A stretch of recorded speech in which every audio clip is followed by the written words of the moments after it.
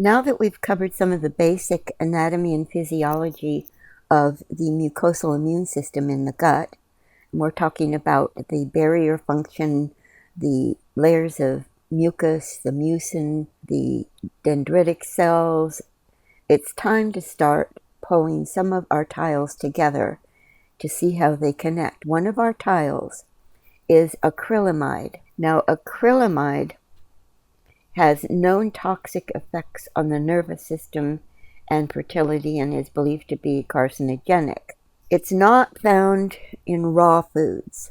It forms in certain carbohydrate-rich foods during cooking methods like frying, baking, roasting, and toasting. It's a result of something called the Maillard reaction, which is a chemical reaction between amino acids and reducing sugars that gives browned foods their distinctive flavor, and we love the taste of acrylamide. Common foods that may contain it include French fries, potato chips, toasted bread, coffee, cookies and crackers, breakfast cereals. As far as the health implications go, studies have shown that it is a cause of cancer in lab animals when exposed to high doses. In humans, the evidence is less clear. It's also a neurotoxin at high doses. But what about its effects on the digestive system? It can disrupt our gut microbiota. It alters the composition and diversity of our gut microbiota, reducing the beneficial bacteria, increasing the harmful ones. It can increase our susceptibility to infections. It promotes inflammation in the gut, leading to higher expression of pro-inflammatory cytokines. And it damages our tight junctions and reduces expression of proteins that are crucial for maintaining intestinal barrier integrity. It increases oxidative stress in the gut, and oxidative stress can damage intestinal cells and impair immune function. It can adversely affect the humoral immune response. And remember, that is what we see happening with secretory IgA, potentially suppressing IgG and anti-antigen levels. It negatively affects the cholinergic system. We haven't really gotten into that much. Maybe in the future we will. Anyway, it disrupts the enteric nervous system function. Enteric means we have a nervous system in the gut itself, and that's the enteric nervous system. And it alters intestinal enzyme activity, potentially affecting nutrient absorption and gut immune function. So if you are eating a lot of potato chips, a lot of toast, a lot of baked goods in general, even prunes are very high in it, so are dried pears, and so is blackstrap molasses. If you're eating a lot of such foods, you may have enough acrylamide in your system to be causing some negative reactions in your gut. So how do we reduce exposure and effects? We see you want to opt for cooking methods that produce less of it, obviously, like boiling or steaming instead of frying or roasting. Reduce cooking time and temperature when possible. Avoid overcooking or burning food. Choose foods that are lower in acrylamide.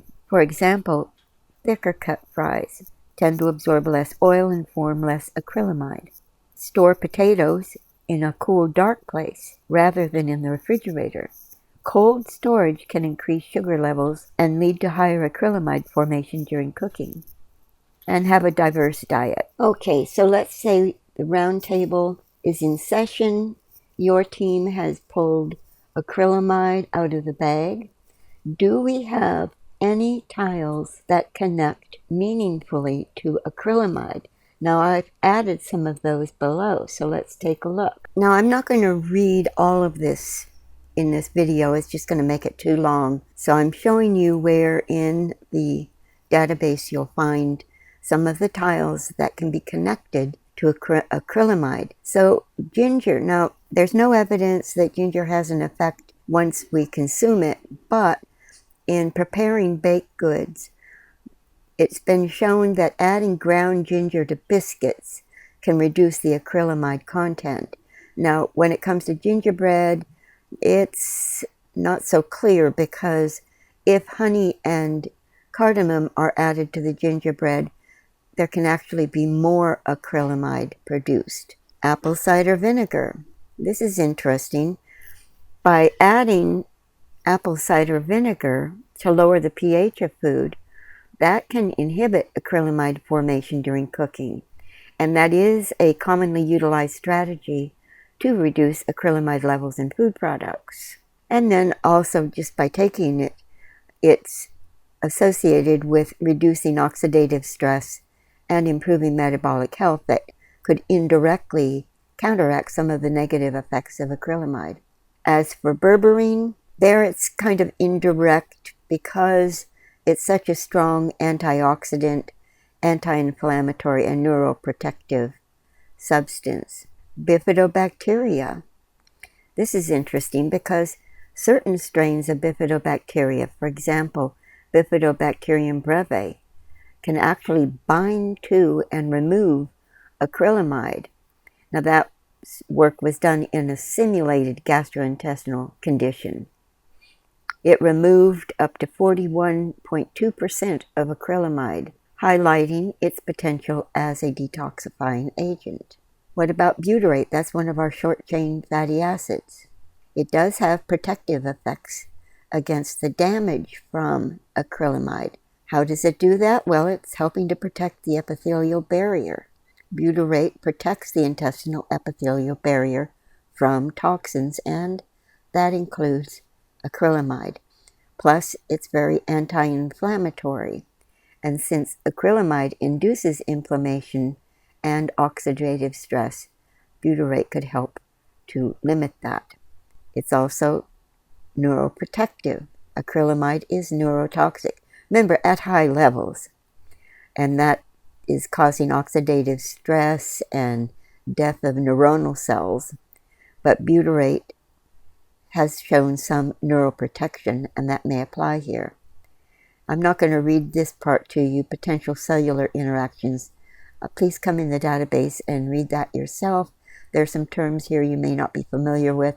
When you see these lines, that's an indication that this is something that you can click on or look up in the database to find out what it is. Capsaicin is one of our tiles. It reduces acrylamide-induced toxicity, and that was in reproductive toxicity in experimental models. And that's because it is able to reduce reactive oxygen species. And reactive oxygen species, remember, is another one of our tiles. So capsaicin, ROS, and acrylamide could all be linked together. And you could explain that this way. Capsaicin is neuroprotective and anti-inflammatory. When it comes to fiber, dietary fiber interacts with ingested acrylamide in several ways, primarily focusing on reducing its absorption and mitigating its toxic effects. Soluble dietary fibers like inulin, polydextrose, partially hydrolyzed guar gum, when added to your baked goods, can help reduce acrylamide formation. For example, replacing starch with these fibers in baked goods can lower acrylamide content significantly, especially when combined with other additives like green tea polyphenols. And then there's binding and adsorption. Dietary fiber may bind acrylamide in the gastrointestinal tract and reduce its absorption into the bloodstream. You can read this part yourselves about inverse relationship, gut health and detoxification. We know that dietary fiber promotes gut health by supporting beneficial bacteria, for example, those bifidobacteria we just mentioned, and improving intestinal barrier function. So that can help to counteract disruptions caused by acrylamide to the gut. And then there's an antioxidant synergy. Some fibers, particularly those combined with antioxidants or polyphenols, enhance the reduction of acrylamide's oxidative stress effects. What about lemon? Can lemon juice or lemon rind help? Well, yes. This is against ingested acrylamide's toxic effects. There's a lot of powerful antioxidant activity in lemon juice. Lemon juice significantly improves serum levels of total antioxidant capacity. It has anti-inflammatory effects. And what's interesting too here is that acrylamide exposure can elevate leptin levels, and lemon can reduce those elevated leptin levels. There's a flavonoid in citrus, lemons, also in oranges and grapefruit, called naringenin, and that can inhibit acrylamide formation in food by 20 to 50%. And that was, of course, in model reactions. So possibly if you want to make a cake and it's a lemon cake, maybe it won't have that much acrylamide in it. And then lemon juice improves acrylamide-induced oxidative stress biomarkers in a dose-dependent manner.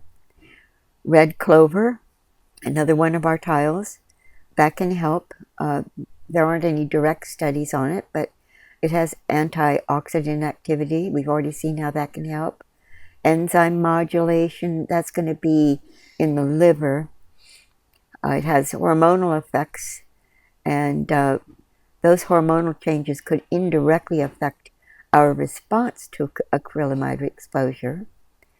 And there are protein interactions in vitro. We've seen that soy protein, which, like red clover, contains isoflavones, can bind to acrylamide directly, and that could affect its absorption or activity.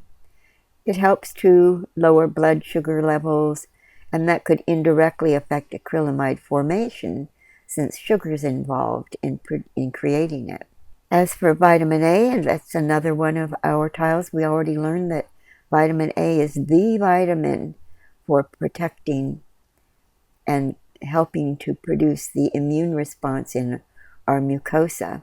Chronic acrylamide exposure has been shown to significantly decrease plasma levels of retinoic acid.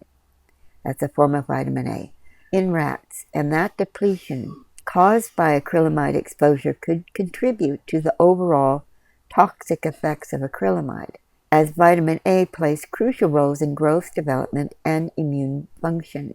So there's a potential for mitigation. There have been studies that have investigated the use of vitamin homologs in mitigating acrylamide formation in food systems, suggesting vitamin A might have a role in acrylamide reduction strategies. Another toxin that plays havoc in the gut immune axis is lead. A lot of us don't really think about lead as a problem because we know that lead was removed from gasoline many years ago and lead paint was eliminated. However, we're still exposed to a lot of lead. Lead only circulates in our body for about a month. So if we have lead in the bloodstream, it's ongoing exposure. More than 90% of the total body lead resides in the bone, where the half-life isn't a month, but can be decades long. What that means is those of us who were exposed to a lot of lead before the lead gasoline was eliminated, we're still potentially carrying a lot of that lead around in our bones. So half or more of the lead in our blood represents lead from past exposures just now leaching out of our bones back into our bloodstream. It's this gradual release of lead from the bone that can serve as a persistent source of toxicity, long after leaded gasoline was removed. The amount of lead in our bones can be measured, and higher levels are associated with some of our leading causes of death and disability, from tooth decay and miscarriages to cognitive decline and cataracts. Much of the lead found in adults today was deposited decades ago. If we look up the lead content of certain vegetables, potatoes have about 30 milligrams per kilogram. Radishes have it too. In fact, most vegetables and fruits are going to contain lead because they're picking it up from the soil. As far as high levels, the highest levels of lead as well as arsenic and mercury were found in fish. Tuna may have sardines beat when it comes to mercury and lead. The problem is that fish consumption advisories related to human health protection don't even consider the fish byproducts that are fed to farmed animals like farmed fish. The highest levels of lead have been found in frozen sole fillets, averaging above the legal limit for lead. Blood lead levels 20 times below the acceptable level can be associated with an increased prevalence of gout. I remember a warning years ago that there was a lot of lead in lipstick, especially red lipstick. It's in a number of cosmetics. We also find it in bone broth. Here's a study that looked at the risk of lead contamination in bone broth diets. And this makes sense because lead is sequestered in the bones, so when you are extracting all the goodies from those bones, the lead comes along with it. We know that the bone broth can do wonders for the gut, but in heavy bone broth diets, it's worthwhile to consider how much lead is being released. And in a minute, we'll show you some of the things that can be done to help offset that. By the way, they found a lot of lead in turmeric. Some turmeric had a lot of lead in it. So let's see, let's just get on to what are the effects on the digestive system.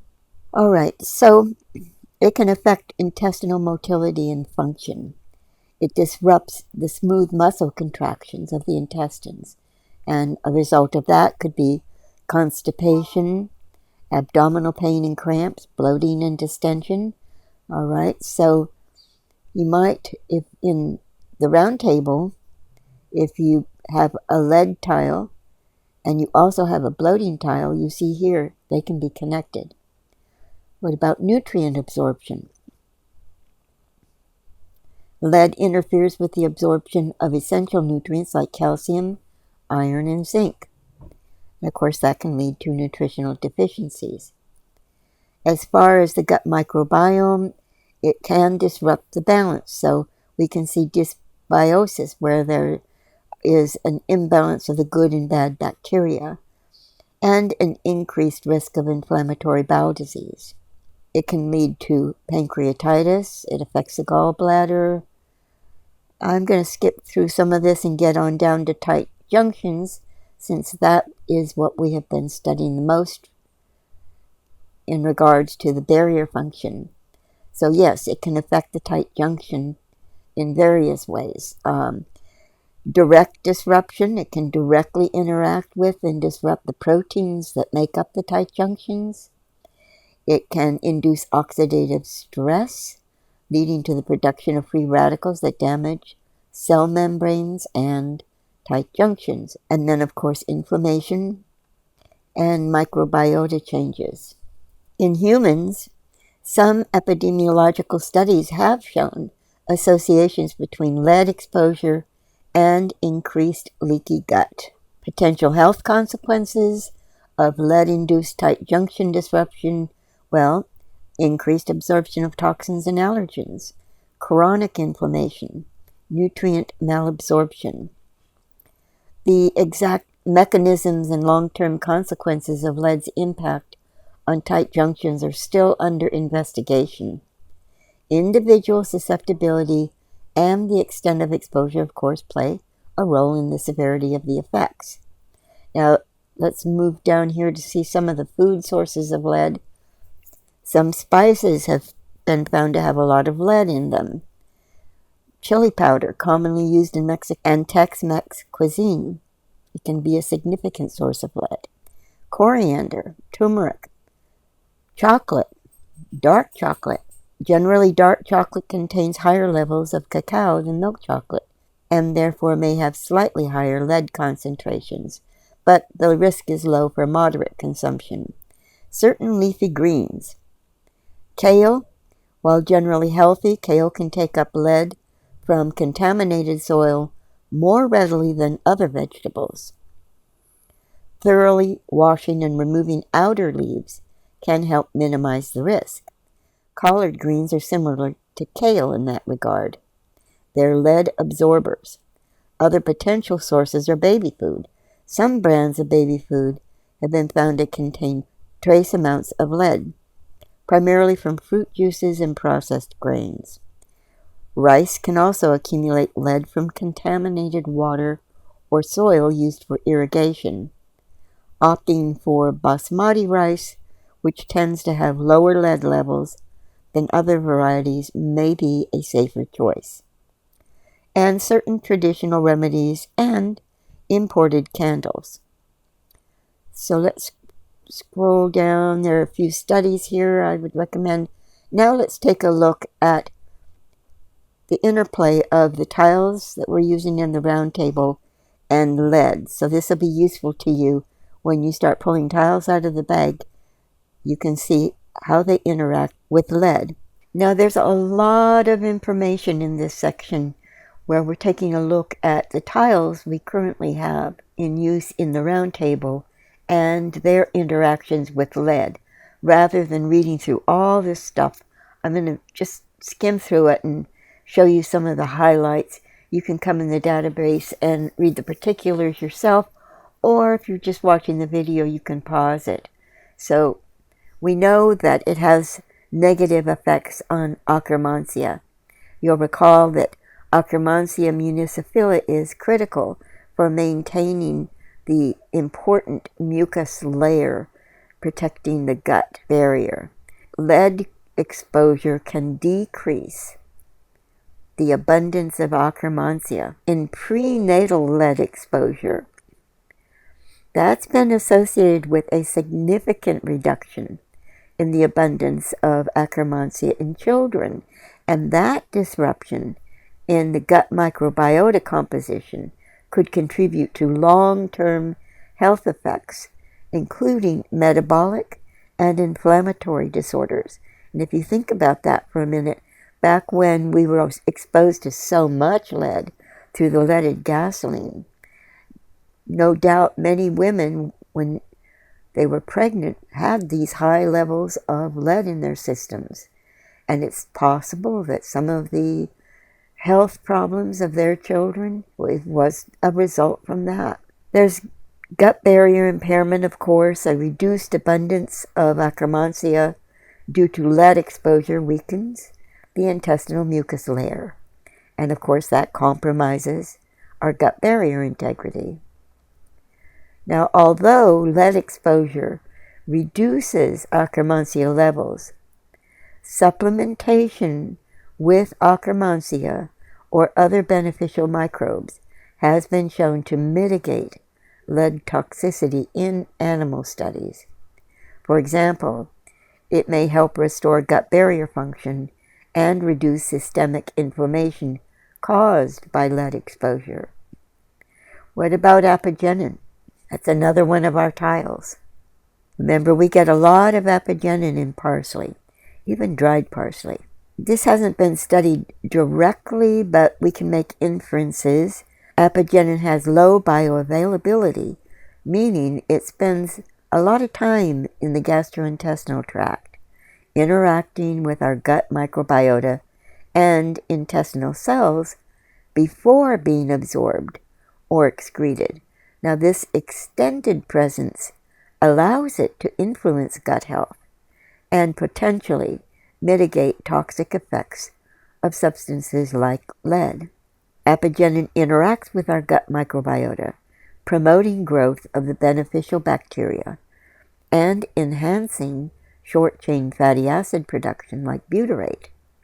And those changes could help maintain gut barrier integrity compromised by lead. It has antioxidant and anti-inflammatory effects, and it even has a potential detoxification role.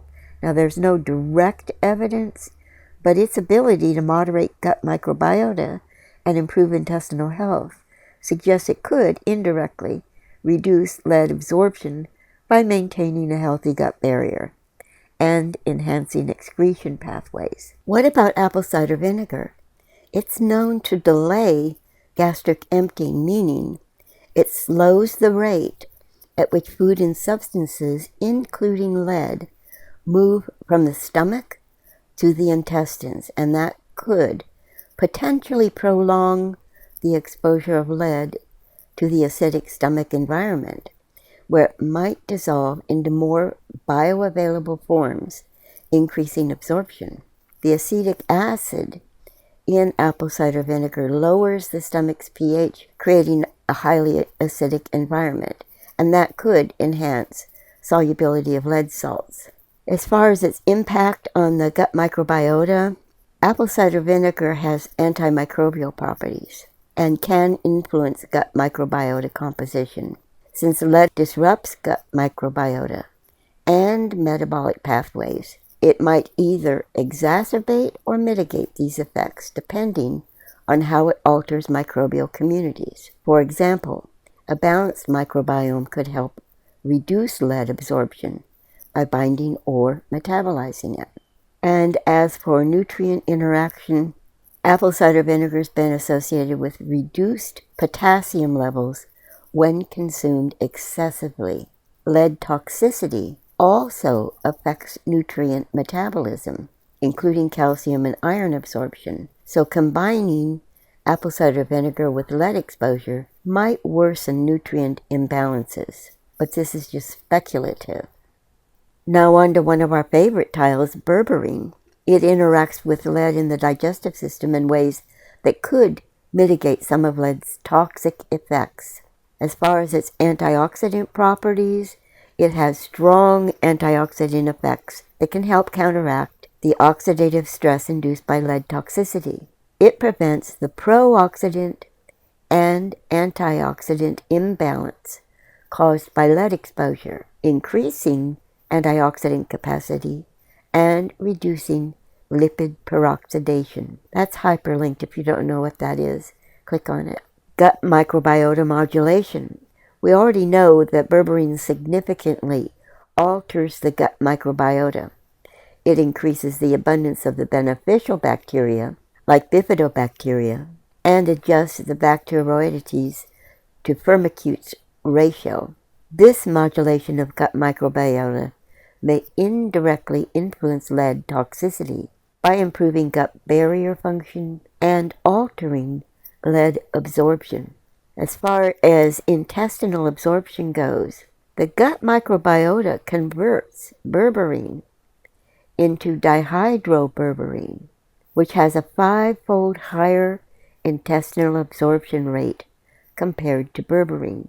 This conversion process could potentially affect lead absorption, although direct studies on this interaction are lacking. Renoprotective effects, that's not directly related to the digestive system, of course. Berberine has been shown to protect the kidneys against lead-induced nephrotoxicities. It also protects the liver. High doses of berberine can improve gut wall morphology and reduce inflammation in the intestinal tissue.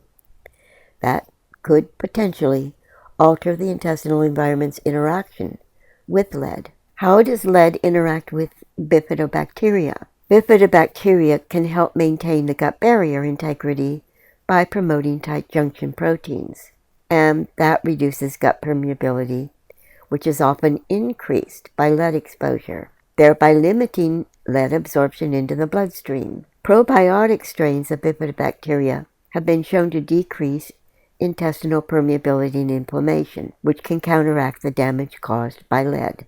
Some probiotics, including bifidobacteria, have been reported to bind heavy metals like lead in the gut, facilitating their excretion via feces rather than absorption into the body.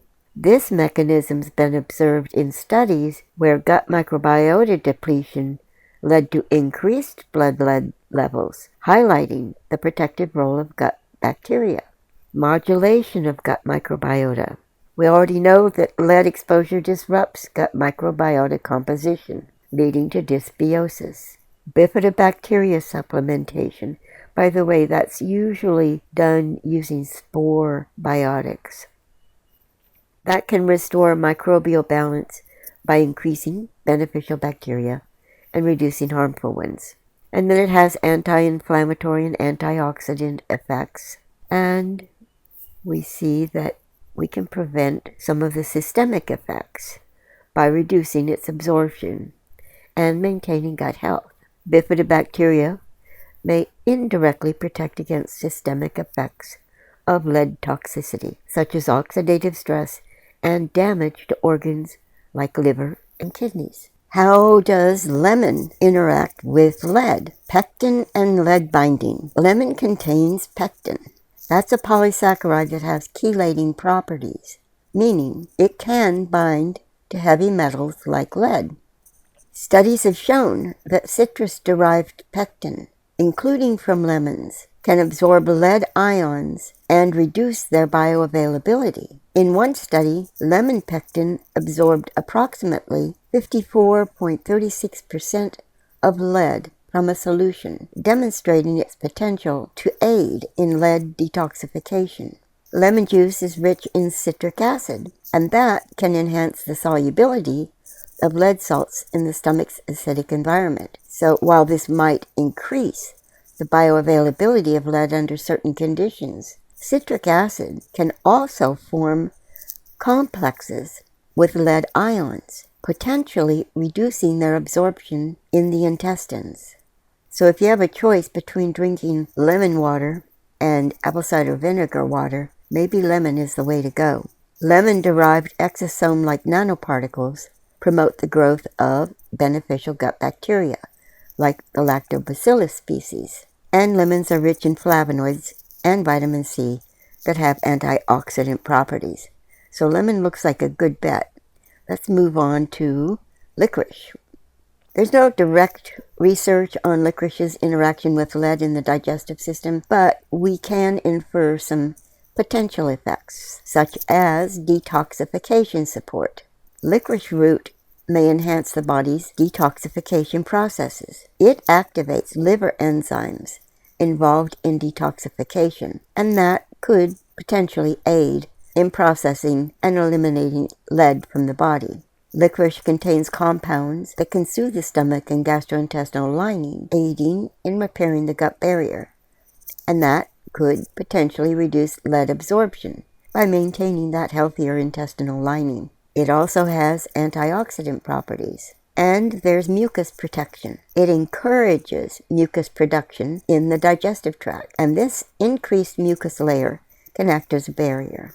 What about binding potential? While not specifically studied for lead, licorice has been shown to enhance cadmium detoxification, suggesting it might have similar binding or chelating properties for other heavy metals like lead. And another one of our tiles is mercury. Mercury and lead could interact in ways that exacerbate their toxic effects, primarily through shared mechanisms of absorption, disruption of gut microbiota, and damage to intestinal integrity. Mercury is highly bioavailable, especially methylmercury, and it is absorbed almost completely in the gastrointestinal tract. It binds to proteins and amino acids that facilitate its transport across intestinal cells. When both metals are present, they may compete for similar transport mechanisms or exacerbate absorption due to their combined effects on gut permeability. They both, mercury and lead, disrupt the gut microbiota composition, weakening the intestinal barrier, and there could be a synergistic toxicity when they're present together. There's some potential of mitigation by gut microbiota. The gut microbiome plays a role in modulating heavy metal toxicity. Certain bacteria can bind to mercury or lead, reducing their bioavailability and facilitating fecal excretion. Okay, and how about milk thistle? It interacts with lead in the digestive system primarily through its liver protective and detoxifying properties. We already know that it's a powerful liver protector, and it's supporting detoxification. It's been shown to help reverse damage to the liver caused by heavy metals, including lead. It's antioxidant, and it protects the gut barrier. Milk thistle also increases bile production that could help in the excretion of lead through the digestive system. Next, let's take a look at mucin. Lead exposure does significantly affect mucin in the digestive system, primarily by disrupting the mucus layer and impairing its protective functions. It reduces mucin production. Lead induces oxidative stress that can damage mucins and weaken the mucus layer. And of course, this all leads to gut permeability.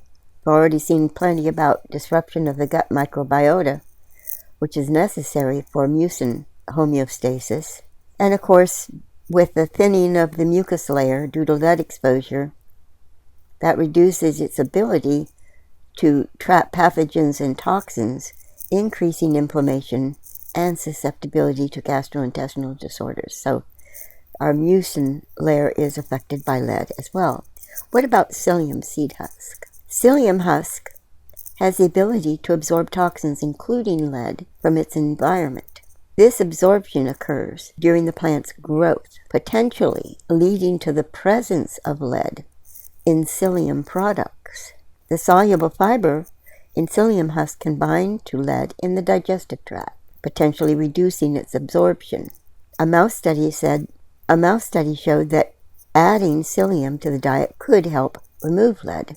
Also, psyllium increases gut transit time, and that could potentially reduce the time that lead spends in contact with the intestinal lining, possibly decreasing absorption. And psyllium's ability to form a gel-like substance in the gut could provide a protective barrier.